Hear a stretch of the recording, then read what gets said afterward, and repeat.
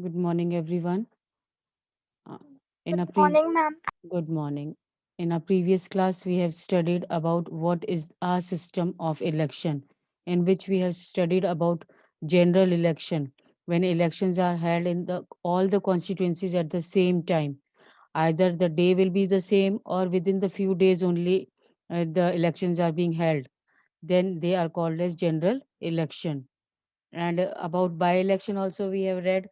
In this we have seen that sometimes elections are held only for one constituency, one seat only to fill the vacancy. For one seat only, the elections are being held to fill just the vacancy, the seat. Why? Because of the cause of the death. Might be the death case will be there, or the resignation of the member of that party is there. Then, in that case, also elections are held. And time the elections are held, they are called as by election. That is in emergency, these elections are held. Then electoral constituency, we have read that the country is divided during the process. The country is divided into different areas for the purpose of election, and these areas are called electoral constituencies. And the voters who live in that area elect one representative for the elections, for whichever elections are held. Here, Lok Sabha elections were there. So, and total the country is divided into 543 constituencies. So, in this way, the whole country is divided into number of constituency, so that the election process can take place in the proper way. Then the representative elected from each constituency is called the member of parliament. That is P, Member of Parliament. And one of the main features, another feature is the each state. When the each state is divided into the specific number of assembly constituencies, then the one who is being elected, he is elected as member of legislative assembly, or we can say as MLA. Then the same type of election process is uh, held in choosing the Panchayati Raj system also. In Panchayati Raj and municipal elections also, the same type of process of election is going on, uh, where the village or the town is divided into wards, different wards, and they are in the form of constituencies only, but just the name is changed here. In a village or the town where municipal elections are being held, or in village Panchayati Raj elections are being held, that there the whole village or the town is divided into different wards, and they are the same way like constituencies only. Next, we have read about reserved constituencies, that few deprived classes, weaker sections of the group in the community is there, in the country is there. There, the people who are considered as weaker section, the deprived section of the country, they are SCs, STs, and OBCs. They have been given the special privileges or seats, to either to uh, elect the representative or to be elected as a representative. So this thing was there, that some constituencies are reserved for people who belong to scheduled caste, SCs, and scheduled tribes, that is STs. And afterwards, this system was extended to OBCs also, that is other backward classes, so that they can also keep their views, their understanding to form the government, to run the government. Now, today we are going to start with voters list.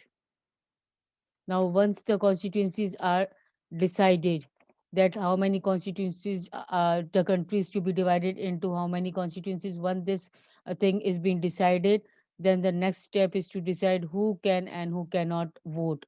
Now, the one who everybody has, every individual, every citizen has the right to vote, but there also it is important that the person, the citizen who is 18 and above, can vote. So this type of next step is to be decided, that who cannot and who can vote. Now, for this decision cannot be left to anyone till the last day. In the democratic election, the last of the list of those who are eligible to vote is prepared.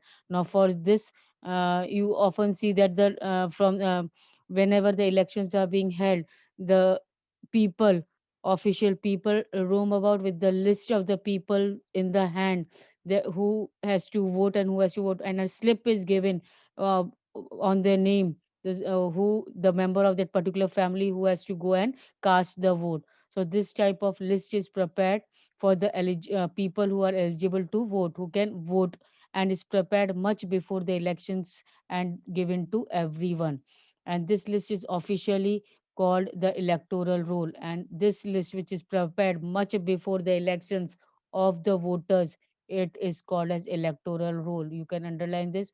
What is an electoral roll? In a democratic election, the list of those who are eligible to vote is prepared much before the election and is given to everybody, and then it is called as electoral roll.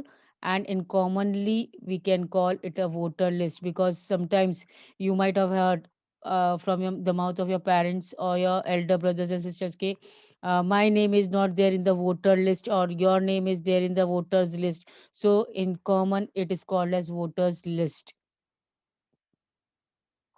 So this is an important step, for it is linked to the first condition of the democratic election. That means this is the first condition, that the voters should know that they have been given right to choose the representative, and everyone should get the equal opportunity to choose the representative. And this is the must in a democratic form of election. When elections are being held in democratic form of government, that each and everybody, every citizen who is eligible to vote, can should have the equal opportunity to choose the representatives. Earlier we read about the principle of universal adult franchise.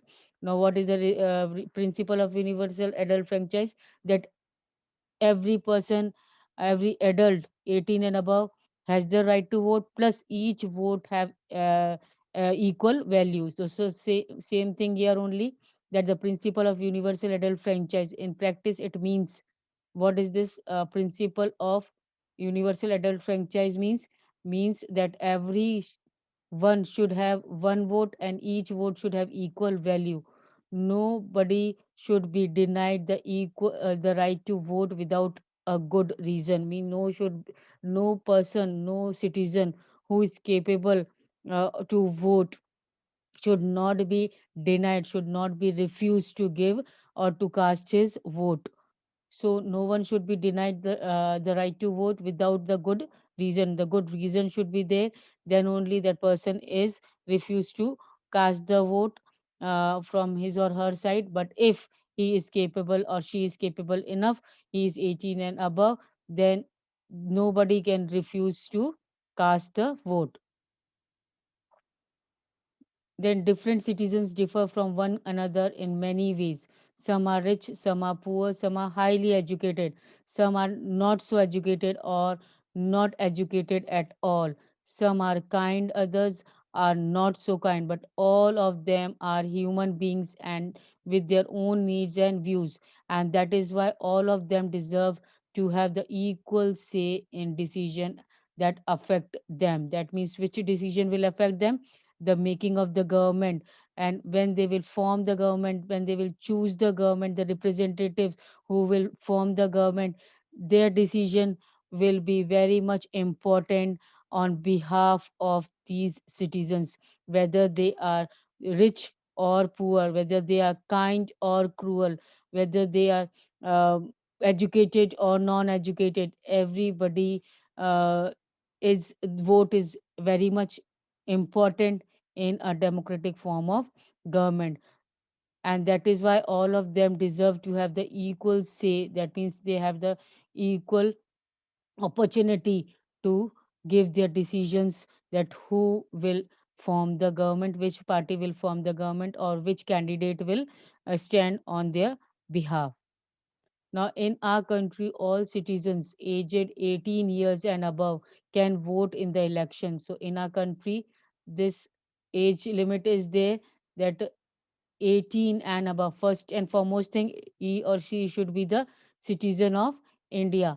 Second, that the person should be 18 years or above can vote in the election. So, every citizen has the right to vote regardless of his or her caste, whether he belongs to SC, STs, or any caste background the person may be. But if he is, or she is the citizen of India or and 18 years of age or above 18, then have the right to vote.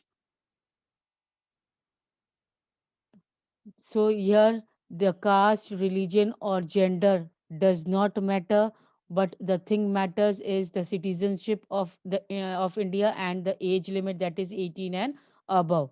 Some criminals and persons with unsound mind can be denied the right to vote, but only in rare situations.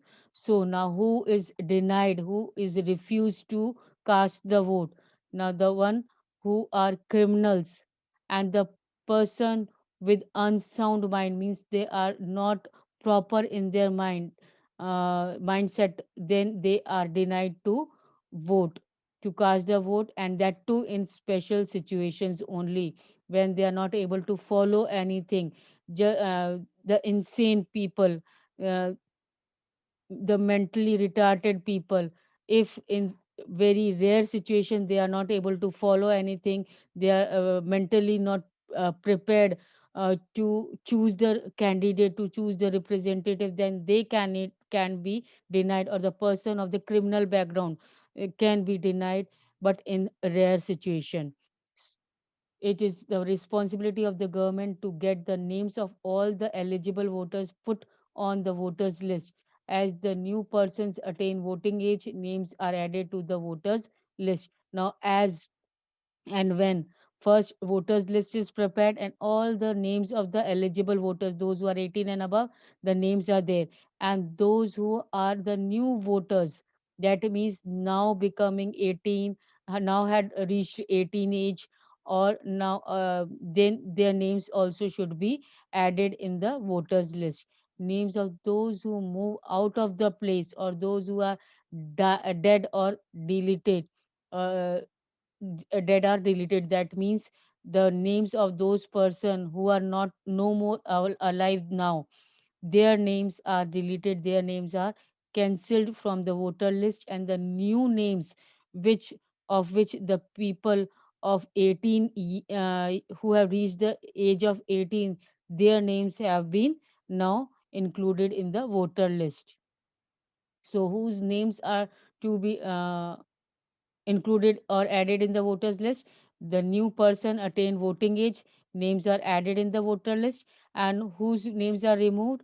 Those who move out of the place, those person who move out of the place, and those who are dead, they are no more living, and these names are deleted or taken out from the voters list. A complete revision of the list takes place every 5 years. So after every 5 years, this list is being revised. This is done to ensure that it remains up to the date. That means this why this revision of the uh, list, voters list, is done after every 5 years, so that it ensures that it remains the update. How many are alive and reached 18 years of age, how many people are now no more, so that update is already there after every 5 years. In the last few years, the new system, now you can underline this also, the revision of the list takes place every 5 years. Next, in the last few years, a new system of election. Now, last few years, new system of election, that is election photo identity card, has been introduced. Now, which new system has been introduced in our election system? Election photo identity card has been introduced. The government has tried to give this card to every person on the voters list. Now, every person who is eligible to cast vote is having the election photo identity card with him or her, and the voter are required to carry this card when they go out to vote, and whenever the voter is going out to cast the vote, this identity card had to be carried with the particular person, so that no one can vote for someone else, so that nobody else can vote in place of that particular person. And the one who is will have the election photo identity card, that person will only be allowed to cast the vote. So this is the importance of election photo identity card, that the voters are required to carry the card with the when they are go to vote, and so they are, so that no one can vote for someone else. This is the importance of election photo identity card. Next, but the card is not yet compulsory for voting.